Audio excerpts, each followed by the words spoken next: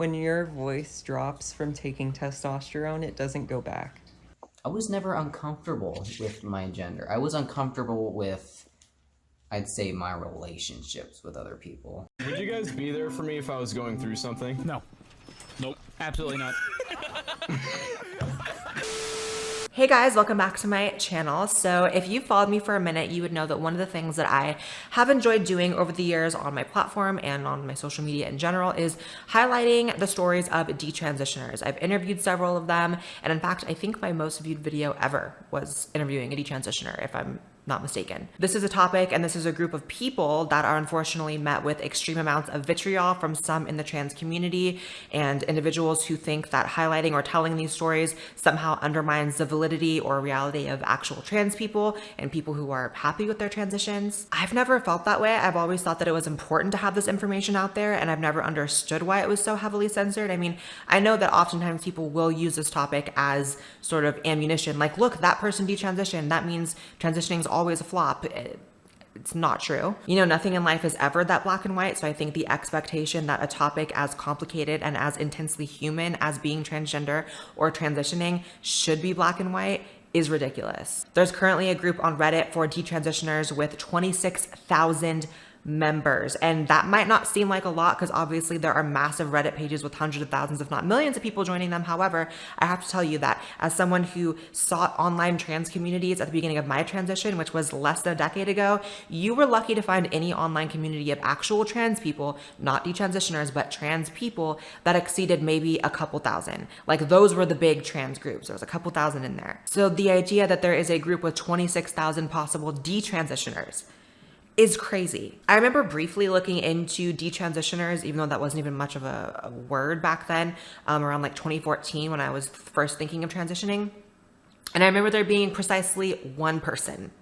Like, literally there was one example, and this person did a few interviews and was a public person. And I remember that was a talking point in a lot of the trans groups that I was in, like the support groups, like, look, you're gonna be fine because there's literally one person that is public about this, one detransitioner. Like, the odds are in your favor. Flash forward to now, there are tens of thousands online. These people are gaining massive followings of other detransitioners. There's like detransitioner influencers. It's the fastest I've seen any community rise up other than trans people, really. All that to say, I decided to look into detransitioners on TikTok and see what kind of a presence they had on that app, because obviously that's an app geared towards younger people. And from my observation, this whole detransition explosion seems to be primarily among young people, primarily even further, young girls, which, go figure, it's not exactly a mystery as to why detransition would be more common in young people rather than older. When you're young, you just don't have the brain capacity to understand permanent or long-lasting decisions as well as you can when you are an adult. So I had you guys send me detransitioner TikToks, and I did. I downloaded them. I have not watched them yet. Let's watch them together. Boom. Would you guys be there for me if I was going through something? No. Nope. Absolutely not. I hope it sucks whatever you're going through. I hope it sucks. What the fuck? I hope it emotionally scars you for the rest of your life.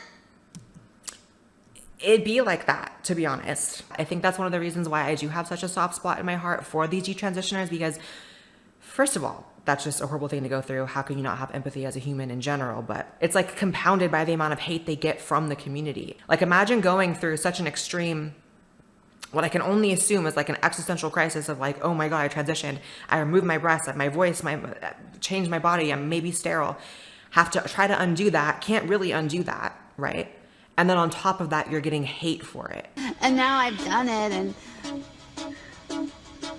Bojack, I don't like anything about me. I've been moving in backward directions during astral projection.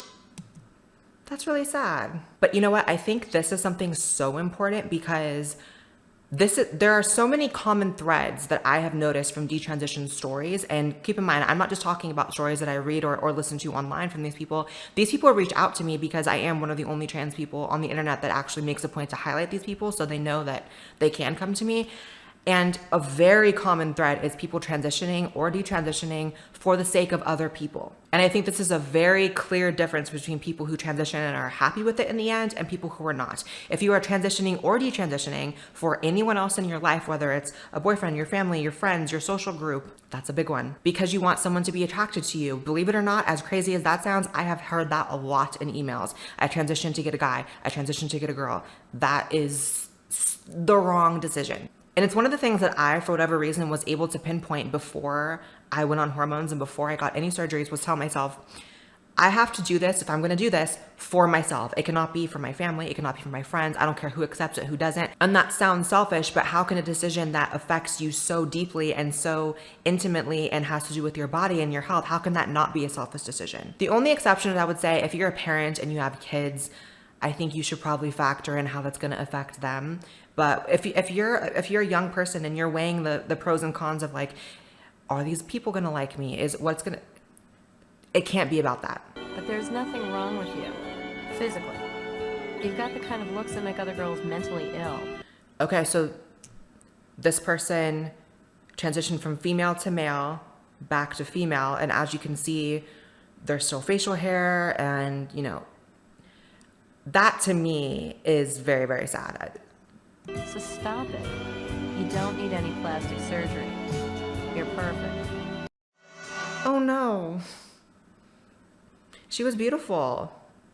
And I'm not trying to be insensitive or imply that she can't get back to that state, but she was beautiful. Every time I watch one of these, I think like it hits me maybe in a different way than like someone who is watching this and is not trans or has never even thought about it. It's like just knowing everything that it took to get to this point in my transition and to be me, and like the idea of going back on that is so insane to me. It's like inconceivable. And so shout out to her for, continuing on.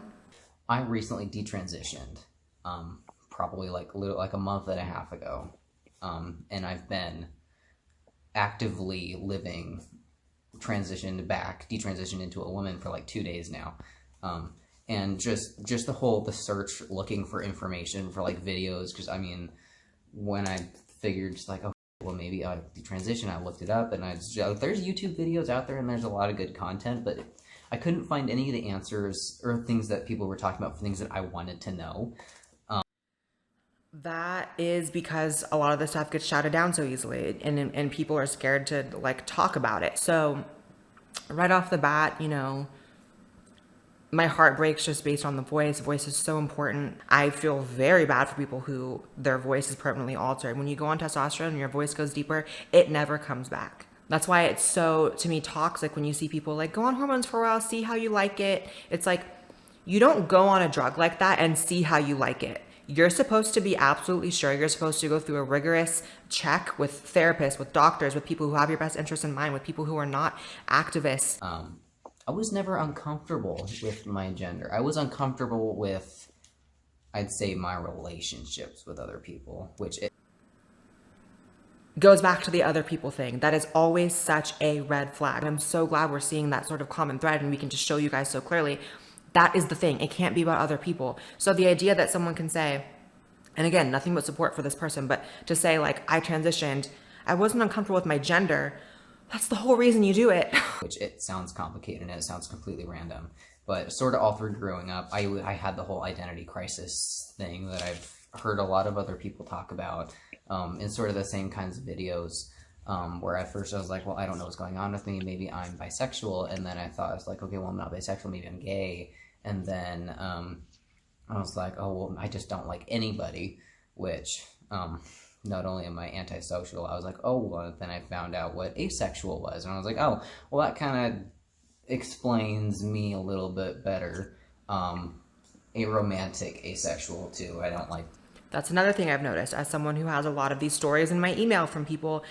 Another common thread is people who tend to jump from label to label to label to label, searching for themselves. Oftentimes, they're trying to heal something or search for something, search for answers. And if you have to go through that many things, sometimes that in itself is, again, a red flag.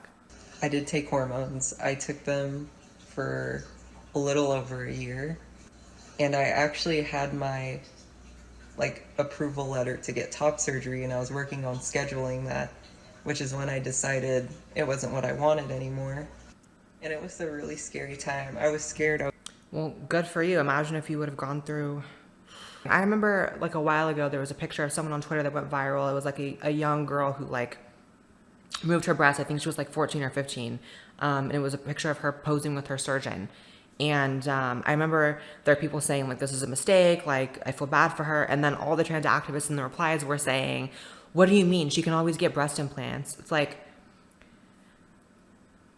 those aren't breasts. Those are breast implants. Scared I was going to lose everything.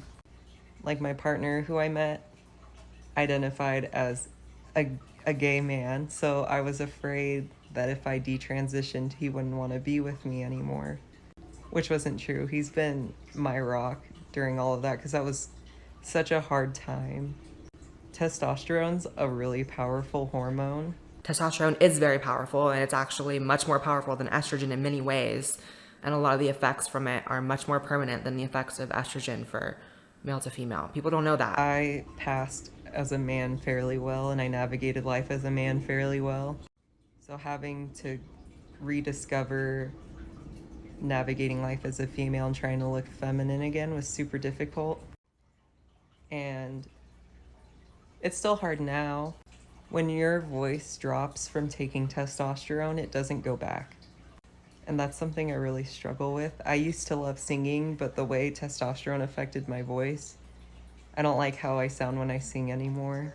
That sucks. Socially, it's such a hard thing to do because you already feel like you have to justify being trans to begin with. And then so when you change your mind, it feels like all that justifying you did was just lying or like not being genuine.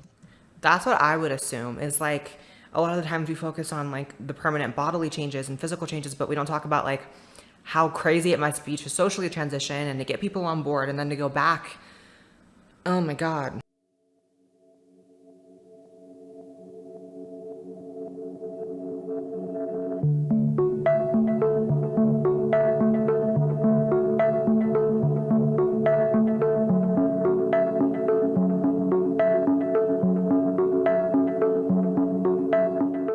That's a very good point. A lot of people get very caught up on stereotypes when it comes to transitioning and think that because I'm a feminine male or because I'm a masculine girl, that means I have to transition. That's not what that means at all.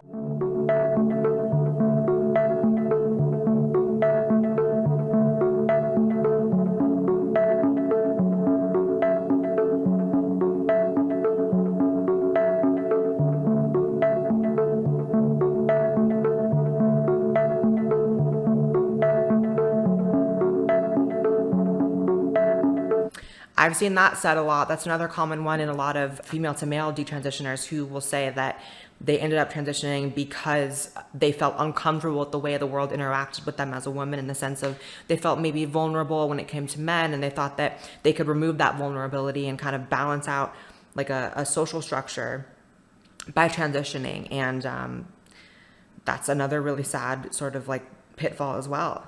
Overall, I think this is a topic that really needs to be handled with care. I don't take it lightly that I'm even talking about this stuff, because I know that as far as the internet goes, my channel is kind of one of the main places this topic has been explored. You know, you look up detransitioners and definitely like my videos pop up, you know, and so I take that very seriously. These people were in many ways failed by the medical system. One of the main problems is that the barriers to entry as far as getting surgeries, getting on hormones, transitioning has been lowered to such a point where you have activists arguing that dysphoria is not a requirement to be trans. Okay, so if not that, then how the hell are people diagnosing people to get these surgeries and to go on these drugs? It went from fighting to make transition more accessible to making it so accessible that you can go down that entire journey, remove your breasts, permanently alter your voice, become sterile in some instances, and then have regret. I think there's a reason this wasn't such a common problem before, and I think it's because it has become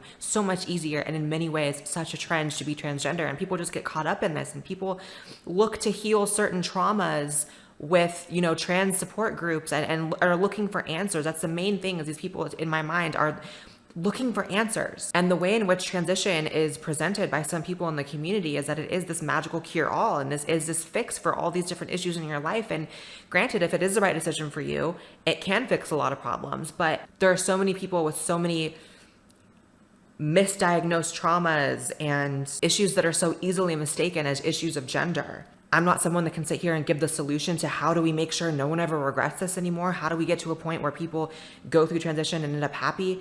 I don't know. But what I do know is that the answer is most definitely not censoring these people, attacking these people, outcasting these people. And there are a lot of people that are going to learn from these people and find these little commonalities like, hey, I was going to transition, but I noticed, these are the stories and these are the examples of people who regretted it, and I see myself in them. They might not make the same mistake because they're able to see it made publicly. Make sure you guys follow me on this channel as well as my second channel. Follow me on Twitter and Instagram because I post on there way more than I do on here. So you have to follow those to keep up with me. And I'll see you guys in the next video. Bye guys.